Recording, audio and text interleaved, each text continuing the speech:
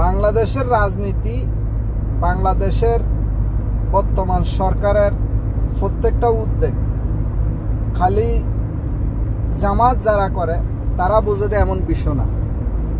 ঠিক আছে নি?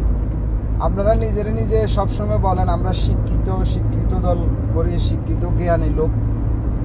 আরে ভাই, এতই শিক্ষিত যদি হইয়া থাকেন, কমসে কম একটু চিন্তাধারা করেন না কোন জিনিসটা কিভাবে করলে সুন্দর হয়।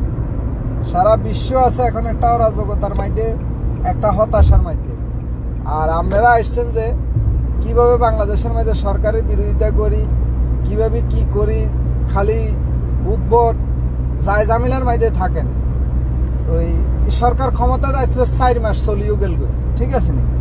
তাহলে আপনারা শান্তি যে জিনিসটা, শান্তি সৃষ্টিটা কবে করবেন? আমরা তো মাথায় ধরে না। আমরা বিদেশে থাকি, চাই যে আপনারা ভালো কিছু করেন, একটা সুন্দর কিছু আসক, সুন্দর কিছু হক, দোনো পক্ষে মিলি করেন। এখন আপনারা কি করতেছেন? না, এটার ব্যতিক্রম যাইয়া খালি প্রতিহিংসা, এগুলা প্রতিহিংসা বাদ দিয়ে আসেন সবাই মিলি সুন্দর একটা রাষ্ট্র গঠন করেন।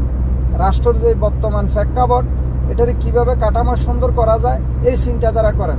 এটাতে রাষ্ট্র জনগণ বেনিফিট, আপনারা সম্মান।